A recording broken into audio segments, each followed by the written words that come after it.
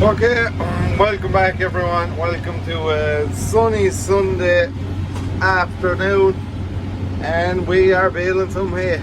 We're getting close to the finish of the hay now.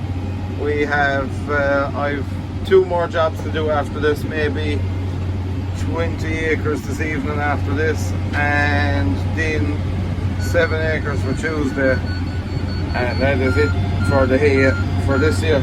There is a crazy crop in this. You will have seen me mowing it and turning it several times, but eventually we got there, and yeah, we're in the final stages of the hay making for this year.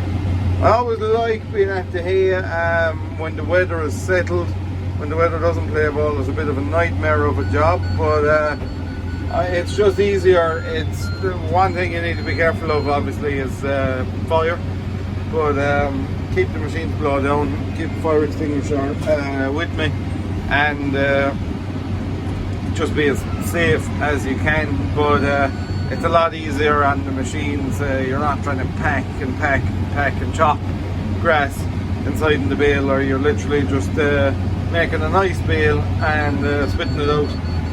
And the first run obviously is tough on the tethers, but once it starts drying out, it's plain sailing after that. So also another plus to it, even though it's going to be a downside this year because we literally have so much of it to handle, you don't have to draw it straight away, which you do have to do with the silage bales. You don't have to do that with the hay, but like I say, we have so much of it to draw there now. We'd want to be making a shape at it because probably over 1,000 bales of it to be moved. A lot of farmers are moving their own. We'll be able to avoid some of it, but we are going to have to move a substantial amount of them, and that's not going to be easy. So that all takes time, and yeah, you know, you get the gist of it. It's just it's a slow job, and the bother is we could be gone at silage now again when I think it's the rain in the middle of this week, and obviously you can't draw the hay when it's raining, so you have to wait for a kind of fine couple of hours. And if the weather's mixed, it's fine, but if you get settled weather, then people want to bring in the hay, and you're gone busy at silage again, and it's a bit of a nightmare that way. But anyway, what can we do? So I'll trash this one out. Might give you a bit of an old walk around there when we get to the next one, and get that done, and then one more stop and it's for home. And we're on our final stop for the evening. I've my pickup wheels out, and we have maybe 3 acres here, probably about 25 bales in it that way, and that's it for this evening. Might have a couple of beers when we finish up. It's been a pretty long week, so yeah. Get this one smashed out. The Fusion 3 is performing perfectly, making lovely bales of hay, and yeah, just doing the job perfectly. 1,000 speed box is the business, absolute business. So I'll motor away at this. I don't think of anything else of interest to show you around there. We're this year we're using, it was called Volac net, but it's just called something else now. What's it called? Top net. It's called Polydress Top Net. But it's the same stuff. It's just as black instead of red. Streaks up through it. But yeah, just I don't find it any worse or any better than any other net. But it's our local man does it, so I just get it off of my local man. And that's about it really with it. We are thinking of changing this maybe and going for a rake. Our dealer was speaking about it. He's going to put on some sort of different system there, I think, so we'll try that and see how we get on. But other than that, yeah, everything is all good. So I'll bait on through this and we'll chat to you later. So we're here mowing a bit of grass in the 175. Tip it away nicely through it. I fooled around with the groupers a bit. It's short grass, the groupers tend to throw it together too much, and it makes a kind of a narrow, lumpy row. But I've slowed down my grouper speeds there now, and it is just kind of combing it in, so it's doing a real nice job of this stuff. But if I went into a big heavy crop of ryegrass, then I'd have to speed them up again. But we've got, like, this has absolutely no relation to sheep whatsoever, but we call this sheep press. It's just short and there's a massive butt to it, so that's you come across that stuff this time of the year. Usually in second cuts you get it, but nice quality grass all the same. This is my last mowing job for today. Today is our hottest day of the year, as the experts telling us. It's quite warm in this track today with no air conditioner working, but however, we're motoring away through it. It's getting into the evening time now, the sun is starting to go down, so won't phase us too much for the rest. I suppose the hottest time will be when the sun goes down and it starts shining in the window, but I'll be out of here by the time that comes about, because this is my last field in this job. This is the first of their second cut. More of it will probably be about 10 days away.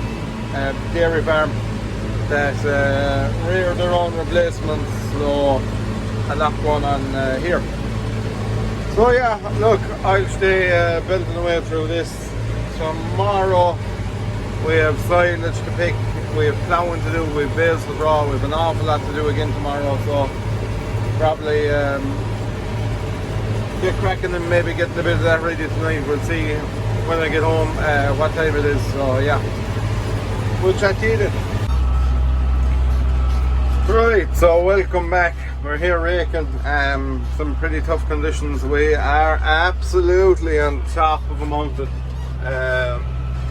You can see the wind turbines are way down ahead of us, and then you're looking down into the valleys of where we do most of our work, and then off that direction is a totally different area. You can see from miles upon miles upon miles. This gap here is very famous. It's called the Gap of Dunlow. It's a huge tourist attraction. That is a fair journey from where I am, and it doesn't look that far away at all. You can see very clearly into it. This place really reminds me of my time in New Zealand. We used to be in places like this all the time, just way up on top of hills, and absolutely nothing around there. But yeah, it was really a reminder coming up here, because there's a big twisty windy road up around the mountain to get up here. Pure New Zealand, pure New Zealand. There was a huge forest fire up here 4 years ago, I think, 4 or 5 years ago, and a lot of forestry got wiped out in this area, but we're just here raking for a customer some grass he's tidying up. So yeah, I said I'd give you a bit of story about it, and I'll maybe take a few more shots when we get into next week. Right, we're just moving some straw bales here. We just baled this literally 2 hours ago, but getting it cleared now. This is the last of the winter barley, I think. Not open the whole thing, to be honest. Just come on and do the job and head away again. We've speeded up the tying down massively for ourselves. What we have done is we put 2 straps on the racks, and then we put 1 strap across the top and then 2 straps over to pull them down. And we have 500 bales of hay, 600 bales of straw moved that way, and not one of them is budged, so no fear of it. But yeah, I'd say another load or 2 will get us out of here. The other trailer is below there, and we'll fill that one up as well. Once he brings over 2 more bales, I'll jump up on top and throw a strap along the top of it. So yeah, let's stay moving. Okay, welcome back. I've filmed lots and bits and pieces over the past maybe 2 or 3 weeks, and I think that's how one of the videos there came to just a sudden stop.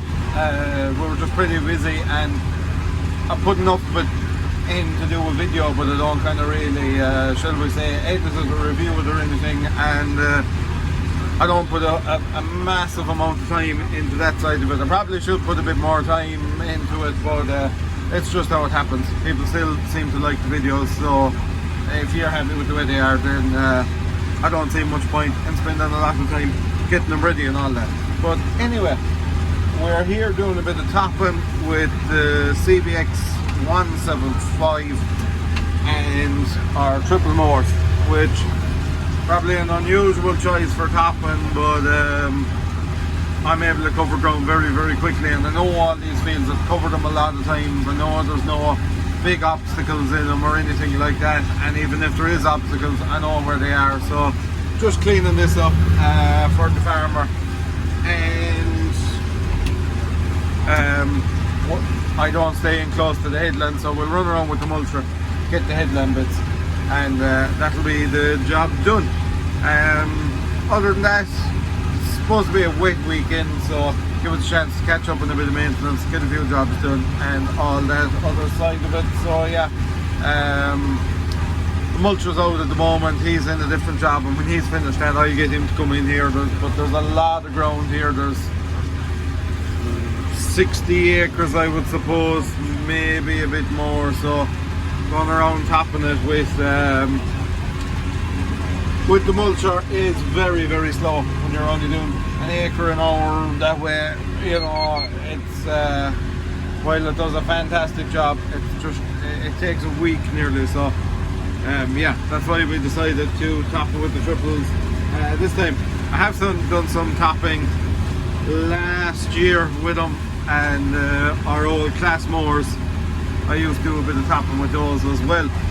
This very field is one where I made one of the very first YouTube videos, and ever since then they have really kicked off.